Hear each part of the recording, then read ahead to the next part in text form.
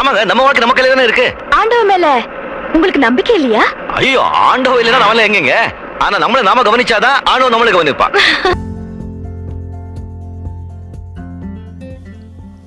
வணக்கம், வெல்கம். நான் உங்கள் விக்னேஷ். இது நம்ம all is well podcast. So last 2 எபிசோடுமே நல்லா வந்து ஸ்பாட்டிஃபைலையுமே அதுக்கப்புறம் யூடியூப்லையுமே கேட்டு நல்லா என்ஜாய் பண்ணியிருப்பீங்க. இந்த 3rd எபிசோடில் வந்து கார்பேஜாக மாற்றிட்டோம் நம்ம கடைசியாக அந்த எபிசோடில் பார்த்த வரைக்கும். இந்த எபிசோடில் நம்ம என்ன பார்க்க போகிறோம்னா வந்து எப்படி வந்து ரொம்ப ஹெல்ப்ஃபுல்லாக இருக்குது நமக்கு. சீல வந்து எவ்வளோ நேச்சர்ஸாக இருக்குது. நேச்சரே வந்து தன்னை ரீவேம் பண்ணிக்குது. இப்போ எப்படி வந்து ஒரு ஃப்ளட் வந்தோடனே கூவம் வர க்ளீன் ஆச்சோ அது மாதிரி வந்து நேச்சரே வந்து நிறைய பண்ணுறது நம்ம கடல்லே. ஸோ அந்த கடலில் என்னென்னலாம் நடக்குது அப்படின்னு சொல்லிட்டு இன்னமும் டீப்பாக வந்து நம்ம தெரிஞ்சுக்க போகிறோம். வாங்க எபிசோடுள்ள போகிறோம்.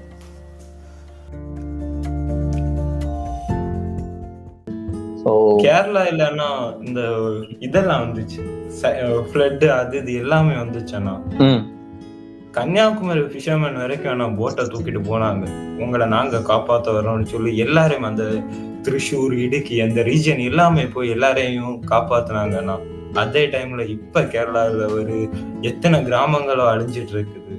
கேரளா மக்களே சொல்லுவாங்க, நாங்க எதுவுமே உங்ககிட்ட கேட்கல, சப்போர்ட் பண்ணுங்க, உங்களுக்கு நாங்க போட்டுக்கு எல்லாமே சொந்த காசு. அவங்களே பாவம் கஷ்டப்பட்டு டெய்லி வந்து ஏதோ பண்ணிட்டு வராங்க. அந்த இதுல அவங்க சொந்த டீசல்ல போட்டு கேரளால ஃப்ளட் வந்தப்ப எல்லாரையும் போய் காப்பாத்தினாங்க. இந்த ட்ரிவாண்ட்ரத்துல இருந்து தொடங்கி காசிரகோடுன்னு சொல்லுவாங்கன்னா கேரளாவோட பார்டர் வரைக்கும் ஃபிஷர்மேன் எல்லாருமே போய் எல்லா மக்களையும் காப்பாத்தி கொண்டு வந்தாங்க. ஆனா அவங்க இப்போ ஒரு பிரச்சனையில மாட்டிருக்காங்கன்னா சி எரோஷன். ப்ரொட்டஸ்ட் போயிட்டே இருக்கு, கிட்டத்தட்ட எத்தனை மாசமாக போயிட்டு இருக்குது. ஒருத்தவங்க கூட வரல. ஓகே, அவங்க என்ன சொல்றாங்கன்னா, ஓகே பரவாயில்ல, இன்னும் அடுத்த ஃப்ளட் வந்தா நாங்க போய் உங்களை காப்பாத்தாதான் செய்யும். ஆனா அந்த மனிதாபிமானம் தானா எனக்கு இங்க பிடிச்சது. ரொம்ப இது என்னன்னா இந்த ஹியூமானிட்டி. யாரா இருந்தாலும் சரியானா, எங்க ஊர்ல நான் மக்கா வாங்க அப்படிதான் சொல்லுவாங்கன்னா, அந்த எல்லாரையுமே ஏதோ அவங்க பிள்ளைங்களை போலதான் ட்ரீட் பண்ணுவாங்க. இப்ப எங்க இருந்து வந்தா கூட கடலுக்கு பக்கத்துல நீங்க போனா ஒரு தடவை வாங்க, நான் கன்னியாகுமரிக்கு நான் கொண்டு போறேன். நான் வந்து 2 மாசமா கேட்டிருக்கேன், நான் வந்து அங்க எக்ஸ்ப்ளோர் பண்றேன். கண்டிப்பா நெக்ஸ்ட் டைம் ஊருக்கு வரும்போது உங்களை கொண்டு போறேன். ஏன்னா நிறைய எனக்கு ரொம்ப ஆசையா தான் இருக்குதுண்ணா சொல்லணும். இவங்க வந்து எங்க சிலர், நான் ஃபர்ஸ்ட் டைம் சென்னையில இருந்தப்ப நான் பேசுறது ஏதோ மரியாதை குறைவா சொன்னாங்கண்ணா. ஆனா எல்லாமே வந்து எங்க ஊர்ல வந்து இதெல்லாமே ரொம்ப பாசமா நல்ல. எனக்கு ஆக்சுவலா வந்து நம்ம நாகர்கோவில் அந்த கேரளா அவங்க தமிழே வந்து வித்தியாசமா இருக்கும். ஆனா கேட்க அப்படியே அந்த தேன் சொட்ட மாதிரி எனக்கு இனிக்கும். அதனால ஃபர்ஸ்ட் உங்ககிட்ட இன்டர்வியூ பண்ணலாம் என் தம்பி கிட்ட அப்படின்னா தமிழ்ல பேசுறாங்க தம்பி. அதுக்குதான் ஏன்னா நீங்க நிறைய இடத்துல நிறைய இன்டர்வியூ பண்ணிருக்கலாம். பட் ஸ்டில் வந்து அந்த கன்னியாகுமரி தமிழ்ன்றது அது பேச சொல்ல அந்த நாக்கு வந்து ட்விஸ்ட் ஆகும். அப்படியே ஏதோ டங் ட்விஸ்ட் மாதிரி நல்லா இருக்கும். வந்து இப்ப சி பத்தி நம்ம நிறைய பேசிட்டோம், கரெக்டுங்களா? சி எவ்வளவு தருது எல்லாமே ஈகோ சிஸ்டம், ஓகே. பட் வந்து இப்ப சி எரோஷன் வர சொல்ல கரையை பத்தி நம்ம கவலைப்படலையோ? ஏன்னா வந்து இப்ப நீங்களே சொன்னீங்க நிறைய வந்து கார்பேஜா ஆக்கிடுறாங்க அப்படின்னு. அப்போ அந்த கரையோட இம்பார்ட்டன்ஸ் என்ன? கரையை பத்தி நிறைய பேருக்கு தெரியலையா? ஜஸ்ட் அந்த கரை வந்து பார்க்கிங் மட்டும்தான், போட் பார்க்கிங் அது மட்டும் தானா? கரை என்ன பண்ணுது ஆக்சுவலா? கரை வந்தா கோஸ்டல் அக்யூபேஷன் சொல்லுவாங்கண்ணா. உங்க ஊர்லன்னா எத்தனை அடி தோணுனா நல்ல தண்ணி கிடைக்கும்னா, குடிக்கிற தண்ணி? இங்க வந்து எப்படியோ ஏதோ கிலோமீட்டர்ல சொல்றாங்க, அப்பயும் தண்ணி வரல அப்படின்றாங்க. 1000 கிலோமீட்டர் 1500 அப்படின்லாம் சொல்றாங்க. எத்தனை அடி இது? எங்க ஊர்ல வந்து உப்பு தண்ணி கிடைக்குமா, நல்ல தண்ணி கிடைக்குமா? சும்மா ஒரு நார்மலா ஒரு இது சொல்லுங்க, ஒரு உங்க வியூல. எனக்கு 2 பாயிண்ட் ஆஃப். ஒன்னு வந்து சால்ட் வாட்டர் கிடைக்கும், இன்னொன்னு நன்னீர் ஃப்ரெஷ் வாட்டருமே கிடைக்கும். அந்த பாசிபிலிட்டிஸ் இருக்கு நிறையவே அப்படின்ட்டு ஒரு இன்ஸ்டிங்க்ட் தான். பட் வந்து அது லாஜிக்கலா என்னால ப்ரூவ் பண்ண முடியாது.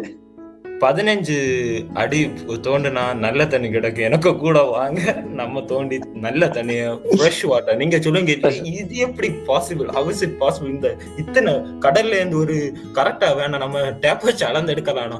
ஒரு 300 மீட்டருக்கு உள்ளாடி 15 அடி கடல் அடிக்கிற இடத்துல இருந்து 300 மீட்டர்ஸ்க்கு உள்ளாடி 15 அடி போர்வெல்ல போட்டு நான் உங்களுக்கு நல்ல தண்ணி எடுத்தாரேன், ஃப்ரெஷ் வாட்டர். நீங்க சொல்லுங்க, ஃபில்டரே தேவையில்லைண்ணா, எந்த ஃபில்டர் ப்ராசஸ் எதுவுமே தேவையில்லை சொன்னேன். பட் நீங்க நேர்லயே பார்த்து அது சொல்லிருக்கீங்க. எப்படி வந்து ஒரு சால்ட் வாட்டரா இருக்கு சுத்தி, அது எப்படி வந்து 300 மீட்டர் ஒரு ஃப்ரெஷ் வாட்டர் எடுக்கிறாங்க. கரை இருக்குது பாத்தீங்களா அந்த பீச், ஆமா. வந்து கோஸ்டல் அக்யூஃபேர்ஸ்னு சொல்லுவாங்க தமிழ்ல. மணல் திட்டுகள். இந்த மணல் திட்டுகளுக்கு அடியில வந்து எல்லா இடத்துலயுமே ஒரு ஊற்று இருக்கும் தெரியுமாண்ணா. இங்க வந்து இந்த மணல் திட்டுகள் தான் ஒரு பெரிய ஊற்றாவே செயல்படுது. மழை டைம்ல வந்து ஃப்ரெஷ் வாட்டர் வந்து ஸ்டோர் பண்ணி வச்சிருக்கோம் இந்த எல்லா கோஸ்டல் இந்த மணல் திட்டுகளும். அப்போ இங்க இருந்து உப்பு தண்ணி அங்கேருந்து வராம, கடல்ல இருந்து வராம இருக்க அந்த மழை வெள்ளம் அப்படியே இந்த சைட்ல இருந்து வடிஞ்சு அங்க போவேன் நான் கடலை பார்த்து. சோ இந்த ஏரியால வந்து மழை வெள்ளம் அந்த மணல் திட்டுகள் வந்து சேமிச்சு வச்சிருக்கோம். ஸோ இந்த மணல் திட்டுகள்ல தான் நம்ம போர் போடுதோம். ஸோ ஃப்ரெஷ் வாட்டர்னா கரெக்டான ரெயின் வாட்டரை நம்ம குடிச்சிட்டு இருக்கோம்னா. ஓகே, ரெயின் வாட்டர் ஹார்வெஸ்டிங் மாதிரி அந்த கரெக்டா அந்த கோஸ்டல் அக்யூஃபேர்ஸ் நம்மளுக்கு அப்படி பண்ணி தருது. கரெக்டா நேச்சுரலா பண்ணி தருது. அந்த நேச்சுரலா பண்ணி தருது. எந்த இன்வெஸ்ட்மெண்ட் எதுவுமே தேவையில்லைண்ணா. ஓகே, இதை எப்படி நம்ம டிஸ்டர்ப் பண்றோம்? இதை வந்து வேஸ்ட் போடுறோம்னா பிளாஸ்டிக்ஸ். பிளாஸ்டிக்ஸ் போடும்போது என்ன ஆகும்னா இதுல இருக்கிற லீட்டோக்ஸ், ஐயோ அந்த வேர்ட் எனக்கு நான் மறந்து போச்சு. எனக்கு கொஞ்சம் முன்னாடி கொஞ்சம் கேதர் பண்ணதுண்ணா. ஓகே ஓகே, பரவாயில்ல. ஒரு ப்ரௌனிஷ் கலர்ல ஒரு லீச், கரெக்டா, லீச்செட்.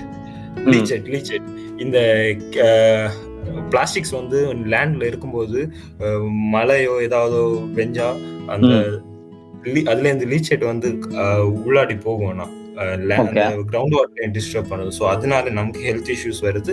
அதே டைம்ல இப்ப இந்த தூண்டல் விளைவு, நிறைய ஆர்டிபிஷியல் டெவலப்மெண்ட், இந்த சி லெவல் ரைஸ்னால வந்து நிறைய கடலரிப்பு ஏற்படுது. இந்த ஒரு இது காரணத்தினால என்ன பண்றாங்கன்னா தூண்டல் விளைவுகள் நிறைய போடுவாங்க கன்னியாகுமரி டிஸ்ட்ரிக்ட்ல. ஆக்சுவலி கன்னியாகுமரி டிஸ்ட்ரிக்டுக்கும் தூண்டல் விளைவு போடவே கூடாது. அரேபியன் சீல ஒரு ஊர்ல போடுவாங்க, பக்கத்து ஊருக்கு பாதிப்பு வரும். அப்படி போட்டு எல்லா ஊரும் காப்பாற்றணும்னு வந்தா லாஸ்ட்ல இந்தியாவோட அந்த இதே இல்லாம போகும். ஸோ இந்த இதுக்காக தான் நான் அந்த என்னோட இதை இன்வென்ட் பண்ணேன். இதுல வந்து பக்கத்து கிராமங்களுக்கு எந்த பாதிப்பும் இருக்காது. அதே போல ஆர்டிபிஷியலா வந்து மணல் திட்டுகளை உருவாக்குவேன்னா, போன இடத்த திரும்பி கொண்டு வருவேன்னா, ஒரு 6 வருஷமா போன நிலத்தை நான் வந்து ஒரு 10 வருஷத்துக்கு உள்ளாடி திரும்பி கொண்டு வரலாம் எல்லா நிலத்தையும். ஏன்னா இப்ப நிறைய ஆர்டிகிள் நம்ம படிக்கலாம், புது கடலுக்கு உள்ளாடி புது ஐலாண்ட் எல்லாம் உருவாகுதுன்னா, கொச்சின்லயே வந்து உருவாயிருக்கு. அப்ப இதுக்கு ரீசன் என்னன்னா, இங்க எல்லாம் இந்தியாவோட அந்த கரைகள் இருக்கிற மணலை கொண்டு போய் ஆழ்கடல்ல கொண்டு போய் அது புது ஐலாண்டா உருவாகிட்டு இருக்கு. இது வந்து ஆர்டிபிஷியலா வந்து பண்ணிட்டு இருக்காங்களா பீப்பிள்? இல்ல, நேச்சர் பண்ணிட்டு இருக்குதுன்னா அந்த. ஆமா, இவங்க இங்க ஆர்டிபிஷியலா டெவலப் பண்ண ஸ்ட்ரக்சர்ஸ்னால நிலமே வந்து அங்க கொண்டு போய் இயற்கையே அதுக்கு ஏத்த மாதிரி உருவாக்கிட்டு இருக்கு. அதான் சொல்லுவாங்க, நான் கடலை வந்து அது தன்னைத்தானே வந்து ப்ரொடெக்ட் பண்ணிட்டு இருக்கு, நீங்க என்னன்னா பண்ணுங்க அப்படின்ற மாதிரி அப்படி சொல்ல வரீங்களா? இல்ல அப்படின்னு சொல்லலாம். அதுவும் இல்லாம நம்ம மனுஷங்களும் கடலை எக்ஸ்ப்ளோர் பண்ணுறதுக்கு எல்லாரால முடியல. எப்பா இது எந்த அளவுக்கு தான் உள்ளாடி வச்சிருக்கு. அதோட இது வந்து ஆயிட்டே இருக்கு. நம்மளால கத்துக்கவும் என்னன்னு கண்டவும் பிடிக்க முடியல. யார் நீங்க அது மாதிரிதான் சொல்ல முடியுது. நான் கடலை பார்த்தா அதுல கடல்லன்னா இன்னொரு விஷயம் இருக்குது. இந்த ஃப்ளட் கேரளால மழையெல்லாம் வந்துச்சு. அப்ப எல்லாரும் பீச்சை போய் பார்த்தாங்க. ஒரு செர்டன் டைப் ஆஃப் பிளாஸ்டிக்ஸ் மொத்தமா தள்ளி கரையில போட்டிருக்குதானா கடல். இதுதான் அதோட அடுத்த கேரக்டர். அதே தன்னைத்தானே கிளீன் பண்றதுக்கு கடலுக்கு தெரிய வேணாம். கடலை நம்ம ஃப்ரீயா விட்டா கடலை இந்த நேச்சர் ஆனா ஒரு பெரிய சம்பவம். எனக்கு இந்த நேச்சருக்கு மேல இருக்கு அந்த காதல் வந்து ரொம்ப நாளுக்கு நாளாக கோவம் தான் ஞாபகப்படுத்துச்சு. என்னன்னா அந்த ஒரு ஃப்ளட்ல கோவம் மொத்தமா இருந்தாலும் அடி நீங்க வச்ச பிளாஸ்டிக் எல்லாம் நீங்க வச்ச குப்பை தன்னைத்தானே கிளீன் பண்ணிக்கிச்சு 60 வருஷத்துல. ஆனா அகைன் நம்ம நேச்சரை என்னதான் நம்ம வந்து வர்ணிச்சாலுமே ஹியூமன் அந்த ஒரு அதுக்குள்ள இருக்கிற கொஞ்சம் சின்ன மிருகத்தனம் வந்து அகைன் அந்த பிளாஸ்டிக்கை நம்ம என்ன பண்ணோம். இப்ப நீங்களுமே சொன்னீங்களா, அந்த கேரளால அத்தனை பிளாஸ்டிக்கை வந்து கடல் மாத்தா வந்து நம்ம கிட்ட திருப்பி கொடுத்துட்டாங்க, இது என்கிட்ட கொடுக்காதீங்க அப்படின்னு. ஆனா அந்த பிளாஸ்டிக்கை திருப்பி நம்ம என்ன பண்ணோம்? திருப்பி அதே கடல்ல தான் போட்டோமா, இல்ல அதை வந்து ஒழுங்கா செக்ரேட் பண்ணோமா? அதே கேள்விதான் எழுது. சிலர் என்ன எனக்கு இப்ப சொல்ல போனா எல்லாரும் வந்து என்ன பண்ணாங்க, இயற்கை என்னது நேற்று செய்த தவறை நீ மீண்டும் மீண்டும் செய்தால் மேலே உள்ள அவனு சொல்லி எல்லாரும் வா திருப்பி தரவான்னு சொல்லி ஸ்டேட்டஸ் தான் போட்டாங்களே தவிர திருப்பி தரவான்னு கேட்ட ஒருத்தம் கூட அந்த வேஸ்ட போய் எடுக்கல. எனக்கு சில டைம்லனா ரொம்ப இதா இருக்கும் மனசுக்கு. ஏன்னா எல்லாரும் சேவ் நேச்சர் அப்படி இப்படின்னு எல்லாரையும் சொல்லுதீங்களே தவிர யாராவது ஒருத்தவங்க அடுத்து நிறைய பேர் சொல்லுவாங்க. நான் இங்க நம்ம கன்னியாகுமரியில நான் நிறைய விஷயம் பார்த்திருக்கிறேன். இந்த இயற்கை பேரிடர்கள் வரும்போது மட்டும் எல்லாரும் குரல் தடுவாங்க. என்னன்னா அது ஏதோ கண்ணு ரெண்டும் கலங்குதா நீயே தொடச்சுக்கோ, எல்லாருமே சொல்லுதீங்க, ஸ்டேட்டஸ் போடுதீங்க. ஓகே, தெரியாத மக்களுக்கு 1-2 பேர் அதை பார்த்தாங்க. ஆனா எல்லாருமே இதையும் ஒரு இதாவே கன்சிடர் பண்ணாங்க. ஏதாவது யாராவது ஒருத்தவங்க உள்ளாடி போய் இறங்கி என்ன தீர்வு, எல்லாருமே எல்லாத்துக்குமே போராட்டம் தீர்வு இருக்காது. சில இதுல வந்து கரெக்டான சமயங்கள்ல போராட்டம் நடக்கணும். இங்க தேங்காய்பட்டினம் ஒரு ஹார்பர் இருக்கு, நான் கிட்டத்தட்ட 28 பேரு முன்னாடி எல்லாம் கடலுக்கு உள்ளாடிதான் இறந்தாங்க. இப்ப கண்ணுக்கு முன்னாடி இறக்குறாங்க. நான் 28 பேர் இறந்து இருக்காங்க. 25 நான் ஊர்ல இருக்கும்போது 26 பேர் இறந்திருந்தாங்க. அந்த குடும்பங்கள் எவ்வளவு கஷ்டப்பட்டிருக்கு. அவங்க ஒருத்தவங்களை டிபெண்ட் பண்ணி தான் மொத்த ஃபேமிலி ரன் ஆயிட்டு இருக்கும். சோ அரசாங்கத்துக்கு கண்ணுக்கு முன்னாடி எல்லாருக்கும் கண்ணுக்கு முன்னாடி தான் இறந்து போறாங்க. ஆனா அதுக்கு யாருமே அந்த டைம்ல போராடுவாங்கன்னா அதுக்கப்புறம் போராட்டம் அரசாங்கம் அதை மறந்து எல்லாம் இருப்பாங்க. மறுபடியும் சரியாக்கும்னு சொன்னாங்கன்னா நான் இருக்கும்போது இப்ப இங்க வந்தேன். ஒரு வாரத்துல நான் வந்த 2 மாசத்துல ஒரு ஆள் இறந்தாங்கன்னா இன்னும் இப்ப போன 2 மாசத்துக்கு முன்னாடி அடுத்த வாரமே இன்னொருத்தர் இறந்தாருன்னா இப்போ இந்த இறக்குறதுக்கான என்ன ரீசன்? அந்த ஹார்பர் வந்து ப்ராப்பரா டிசைன் பண்ணலன்னா. ஓகே, சோ அது வந்து மேன்மேட் ஹார்பருங்களா இல்ல நேச்சுரல் ஹார்பர்? மேன்மேட் ஹார்பர் தானோ. அதுல வந்து ப்ராப்பரா டிசைன் பண்ணாதனால நிறைய உயிர் பலிகள் அங்கேயும் போயிட்டு இருக்குது. இப்ப நம்ம டாபிக் என்ன ரொம்ப வைட் டாபிக். ஆனா நம்ம கிளீன்லினஸ் தொடங்கினா இப்ப கிளீனினஸ் வந்து இப்போ எல்லாமே வந்து இப்போ இந்த டாபிக்கே நிறைய ஃபிஷர்மேனோட ப்ராப்ளம் அப்படிதான் போயிட்டு இருந்துச்சு. ஓகே, கிளீன்னஸ் வந்து நம்ம என்ன சொல்றோம்னா எல்லாமே வந்து கவர்மெண்டோட மிஸ்டேக் சம்திங் அது இதுன்னு எல்லாமே சொல்றோம்.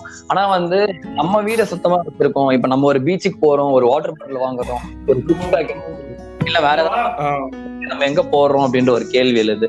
நீங்க சொன்ன மாதிரி வந்து சேவ் நேச்சர், அதுக்கப்புறம் வேர்ல்டு என்விரான்மெண்ட் டே ஜூன் 5 வந்து ஸ்டேட்டஸ் போடுறது எல்லாமே இதை பண்றாங்க. ஒரு மரம் நடுறாங்க, எல்லாமே தேவைதான். ஆனா பாத்துக்கிற அளவுக்கு சீய பாத்துக்கிறோமா? ஒரு மரம் நடுறோம், கிளீன் பண்றோம், எல்லாமே பண்றோம். அதுவும் வந்து ஓவரா எல்லாரும் பண்ணல. இந்த நேச்சரை எக்ஸ்பெக்ட் பண்றது ஒரு 10% நம்ம பண்றோமே, அந்த அளவுக்கு நம்ம ரீச் ஆகல. பட் சீய கண்டுக்காம இருக்கிறோமா நம்ம? ஏன்னா வந்து கிட்டத்தட்ட 7500 கிலோமீட்டர் கோஸ்டல் லைன் நம்ம கிட்ட இருக்கு. நம்ம கிட்ட இருக்கிற அந்த ஒரு ட்ரெஷர், அந்த ஒரு இதுவை நம்ம பாதுகாக்காம விட்டுடுறோமா? கரைகளுக்கு போனாவே வந்து ஒரு படம் வந்தாதான் வந்து நம்மளுக்கு கரை, சைக்ளோன் வந்தாதான் வந்து ஒரு தண்ணியோட அருமை இதெல்லாமே தெரியுது. ஆனா வந்து ஒரு டிசிப்ளின் நம்ம கிட்ட இல்லையா? செல்ஃப் டிசிப்ளின், அந்த ஒரு குப்பையை போறதுக்கும் நம்மளே யோசிக்க மாட்டோம் மாதிரி நிறைய கேள்வி வருது. சோ நீங்க வந்து உங்களோட ஃப்ரெண்ட்ஸோட உங்களுடைய எப்படி சொல்றது பீப்புளோட உங்களுக்கு எப்படி ஃபீல் ஆகும்? இந்த குப்பையை கீழே போட சொல்ல கரையிலேயே அப்படி போடுவாங்களே, அப்ப வந்து உங்களுக்கு என்ன ஃபீல் ஆகும்? ஸ்டார்டிங்ல வந்தேன்னா நானும் வந்து எல்லாரும் மாதிரிதான் அவேர்னஸ் எதுவும் இல்லை. அப்பதான் ஒரு தடவை நான் ஒரு ட்ரெயின்ல போயிட்டு இருந்தேன்னா அப்போ ஒருத்தர் வந்து நான் பிளாஸ்டிக்க போன கதவு வழியா ஜன்னல் வழியா பிளாஸ்டிக்க தூக்கி வெளியில போடலாம் போனப்போ ஒருத்தர் வந்து சொன்னாரு, தம்பி அந்த பிளாஸ்டிக் என் கையில போது நான் குப்பை தொட்டியில போடுவேன் அப்படி சொன்னாரு. அவர் யாருன்னா அந்த ட்ரெயின்ல கிளீனரா இருக்காரு. அடுத்து என்ன எதுக்கு கேட்டது சொன்னாரு, ஸ்வச் பாரத்ன்னு சொன்னாரு. அப்ப எனக்கு என்ன ஆச்சுன்னா, ஓகே நம்மளோட குப்பைய அவர் வந்து எடுக்கிறாரு, அதுல என்ன எனக்கும் சின்னதா மாற்றங்கள் ஏற்பட்டு நானும் அப்படியே எனக்கு அந்த வேர்டு கேட்டோடனே செருப்பாலட்சம். எப்படின்னா வந்து கவர்மெண்ட் வந்து ஒரு ஸ்கீமை ஸ்டார்ட் பண்ண தான் முடியும். அது வந்து ஒரு சக்சஸ்ஃபுல்லா பண்றதுக்கு எல்லாருமே நம்ம வந்து அது ஒரு பார்ட் ஆஃப் தி இனிஷியேட்டிவா இருக்கணும். ஒரு ட்ரெயின் கிளீனர் மேன் வந்து ஸ்வச் பாரத் அப்படின்ட்டு சொல்றப்போ அப்ப நம்ம வந்து என்னென்ன பண்றோம்? ஒரு நம்மளோட ஓன் வேஸ்டேஜை கூட நம்ம வந்து கேரி பண்ண முடியல. பசங்களுக்கு நம்ம சொல்லித்தரோம், சாக்லேட் கவர் கீழே போடாம நீ வச்சுக்கிட்டு போடு அப்படின்ட்டு. உங்களுடைய எப்படியா வேறமா வந்துட்டாங்க. இந்த ஒரு விஷயம் நடந்ததானா அதே டைம்ல பேரலா நான் இப்ப சொன்ன உங்ககிட்ட என்னென்ன பேசணும் எல்லாமே ஒரு மனுஷனுக்கு ஒரே டைம்ல நடந்தா எப்படி இருக்கும்? என்னென்ன நடந்துச்சு இது எல்லாமே நான் இப்ப உங்ககிட்ட பேசின எல்லாம் எனக்கு ஒரே டைம்ல நடந்தது. நீங்க பாத்துக்கீங்க சீரோஷன் பிஷிங் அது இது எல்லாமே பார்த்து அப்போ உங்க மண்டைகள்ல ஒரு கடலை வெடிச்சு ஒரு 1% உங்க மண்டைகளை வெடிச்சிருக்கணுமே. அந்த வெடிப்புக்கு ஒரு பல அந்த வெடிப்புல உருவான பலன் தானா எல்லாமே. அது கடவுளுக்கு ஒரு இதுன்னு நான் சொல்லணும். ஏன்னா யாரும் வரமாட்டேன். எனக்கு அப்பவே முடிவாச்சு, ஓகே நம்ம எவ்வளவு நாள் கவர்மெண்ட் இது பண்ணுவோம் அது பண்ணுவோம். ஏன்னா எத்தனை வருஷமாவோ நான் பிறந்ததுக்கே நான் போராட்டங்களும் பல தியாகங்களும் நான் பார்த்திருக்கேன். ஸோ நம்மளால முடிஞ்சதை நம்ம பண்ணுவோம்னு சொல்லி தான் களத்துல இறங்கி சீரியஸ் பீச் கிளீனப்னு ஜென்சி தாஸ், அதுக்கப்புறம் கெவின் லிவிங்ஸ்டன் சொல்லி என்னோட 2 ஃப்ரெண்டு, அதுக்கு 2019 வந்து பிட்டோ சேவியர்னு ஒரு ஃப்ரெண்டு, அதுக்கப்புறம் 2 இவங்க ஃப்ரெண்டு சேர்ந்து 3 பேரா சேர்ந்து தொடங்கினதான அந்த சீரியஸ் பீச் கிளீனப் பயணத்தை தொடங்க. ஃபர்ஸ்ட் ஸ்டார்டிங்ல வந்து நிறைய மக்கள் பாதையில இருந்து நிறைய பேர் சப்போர்ட் பண்ணாங்க, அப்படி இப்படின்னு சொல்லி போயிட்டு இருந்ததானா. ஒன் செர்டைன் டைம்ல 12வது வாரத்துல ஸ்டார்டிங் எல்லாம் சின்ன துறையில உள்ள ஊர் மக்கள் நிறைய பேர் வந்தாங்க. நான் பிளாஸ்டிக்ஸ் நான் கூட சொல்ல எக்ஸ்பிளைன் பண்ணேன், இது மாதிரி இருக்குது, ஸோ எல்லாரும் வாங்க. அப்ப எல்லாரும் சொன்னாங்க, மெல்பர்ன் இதெல்லாம் எங்களுக்கு தெரியும் தம்பி, நாங்களும் எத்தனை வருஷமா சொல்லுது, ஆனா நம்ம மக்களுக்கு வந்து கேட்க மாட்டாங்க, மறுபடியும் அங்கதான் கொட்டுவாங்க, அப்படி இப்படி எல்லாரும் சொன்னாங்க. எத்தனை பேரோ கதை சொன்னாங்கன்னா ஓகே பாப்பா, நான் ஒரு சின்னதா ஒரு ட்ரை பண்ணுதேனே, பெருசா வேண்டாம், ஏதோ என்னால முடியும் எனக்கு மன நிம்மதிக்குன்னு சொல்லிதான் தொடங்குறதான அந்த சீரியஸ் பீச் கிளீனப். 12வது வாரம் வந்தப்ப இடப்பாடுன்னு சொல்லுவாங்க. நான் கன்னியாகுமரியில ஒரு எரோடட் பீச், அந்த பீச்சே ஃபுல்லா கிட்டத்தட்ட 8 கிலோமீட்டர் ரோட கடல் எடுத்துட்டு போச்சேன் அந்த சி எரோஷனால். இப்ப 10 வருஷத்துக்கு மேல அது இது வரைக்கும் கவர்மெண்ட் சரி பண்ணுவோம்னு சொல்லி எல்லா டைமும் சொல்லுவாங்க, ஆனா யாருமே அதை சரி பண்ணலாம். சோ அது ஒரு பிரச்சனை. இப்படி நிறைய பிரச்சனைகள் தான் நம்மள சுத்தி. இந்த பிரச்சனைகள் உருவானதான ஃபுல்லாவே எனக்கு இந்த சின்ன பயணம் பண்ணா. அப்ப இதுல வந்து என்ன ஆச்சுன்னா, அன்னைக்கு பீச் கிளீன் பண்ணிட்டு இருந்தேன், எல்லாருக்கும் கால் பண்ணி கூப்பிட்டேன், வாங்க ஊர் மக்கள் யாரும். அந்த ஏரியா வந்து யாருக்குமே சொந்தம் கிடையாது. அந்த ஊர் வந்து ஒரு காமனா ஒரு 2 ஊருக்கு நடுவுல இருக்கிற இடம்னு வச்சுக்கோங்களேன், அதான் இடப்பாடுன்னு சொன்னாங்க. பாடுனா ஃபிஷிங்க சொல்லுவாங்கண்ணா ஊரு லோக்கல் ஸ்லாங்ல. இடப்பாடு 2 ஊருக்கும் நடுவுல நடக்குத தொழில், அது அந்த ஏரியாவில தொழில் பண்ணலாம், அந்த ஒரு மீனிங்ல தான் அந்த ஊருக்கே இடப்பாடுன்னு பேரை வச்சாங்கண்ணா. இப்படி அவங்க அந்த ஸ்லாங்ஸ். அந்த ஏரியால எல்லா ஊருக்கும் தொழில் பண்ணலாம், அப்ப எல்லா ஊருக்கும் அதை கிளீன் பண்ண வரலாமே, யாரும் வரல. நான் இன்ஃபார்ம் பண்ண நிறைய பேர் சொன்னாங்க, நீ என்ன அரசியல் கட்சி, நீ அரசியல்ல போ, அப்படி இப்படின்னு சொல்லி எதெல்லாமோ கதை கேட்டுனாங்கண்ணா. நீ அந்த ஊரு, நீ எப்படி இங்க வந்து கிளீன் பண்ண, இப்படியும் கேட்டிருக்காங்க நான் கிளீனிங்ல. நான் உடனே சொன்னேன், எல்லா ஊரு எனக்கு ஊரு, நான் வந்து இந்த ஊருக்காகவோ நாடுக்காகவோ இல்லை, எல்லாமே நான் நேச்சருக்காக இருக்குவேன். எல்லா மனுஷங்களுக்கு ஏதாவது பிரச்சனைனா மனுஷங்க வராங்க, ஆனா நேச்சருக்கு ஒரு பிரச்சனை. ஸ்டார்டிங்ல நிறைய பேர் சொன்னாங்க, மெல்பர்ன் உனக்கு ஏதாவது அவார்டு ஏதாவது வேணுமா, இல்ல ஊர்ல நீ பெரிய ஆளா மாறணுமா, இதுக்காக தானே பண்ணுவேன். நான் உடனே சொன்னேன், ஒருத்தன் வந்து நான் 5 வாரம் பண்ணாலும் என்ன ஏதோ பெரிய என்விரான்மெண்டலிஸ்ட் தான் சொல்லுவாங்க.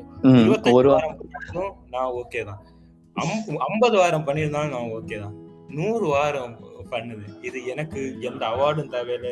அவார்டு கிடைச்சதை விட அண்ணா கண்ட வார்த்தையில திட்டுவாங்க. நான் ஒரு அன்னைக்கு நான் 12வது வாரம் பீச் கிளீன் பண்ணிட்டு இருந்தேன், ஒரு பிச்சைக்காரரு ஒரு இரவல அவரு அங்க வந்துட்டு இருந்தாரு. அப்ப கேட்டாரு, தம்பி என்ன பண்ணுதுன்னு கேட்டாரு. நான் சொன்னேன், நான் போன கெட்டப்ப சொல்றேன், நான் ஃபர்ஸ்ட் ஹெட்போன் போட்டிருந்தேன் கலையில, ப்ளூடூத் ஹெட்போனு, ஷார்ட் பேண்ட், ஷூவு, கையில சன்கிளாஸ், கவர். ஏன்னா தனியா இப்ப நான் பண்ணிட்டு இருக்கேன். ஸோ கொஞ்சம் நம்ம இதா போய் பண்ணுவோம், இல்ல நார்மலா போகும்போது சும்மா தான் போவேன். ஆனா இந்த தனியா பண்ணதுனால எனக்கு வந்து தனிமை ஃபீல் ஆகக்கூடாதுன்னு தான் இந்த இது எல்லாமே போட்டிருந்தேன். அங்க என்ன வயசுல எல்லாமே சொல்லுங்க. அவர் வந்தவர் என்னைய பார்த்து கேட்டாரு, தம்பி எவ்வளவு கிடைக்கும். நான் சொன்னேன், ஐயோ எவ்வளவு கிடைக்க நான் இல்லை, நான் வந்து இயற்கைக்காக பண்ணேன். தம்பி சரி சொல்லி எவ்வளவு கிடைக்கும், நான் 1 கிலோவுக்கு 10 ரூபா கிடைக்கும்னு சும்மா. அதுக்கு அவர் என்னடா கேட்டாரு, எனக்கு பிசினஸ் விட உனக்கு பிசினஸ் ரொம்ப நல்லா தான் போகுதுன்னு சொன்னாரு. எனக்கு என்னன்னு தெரியல, நான் கண்ணு எல்லாம் என்ன அறியாம தண்ணி வராம. நான் அப்ப அந்த டைம்ல மனசுல நினைச்சேன், நான் எதுக்கு பண்ணுவேன், கடவுள் யாருமே இல்ல கூட, ஒருத்தர் கூட இல்ல. அப்போ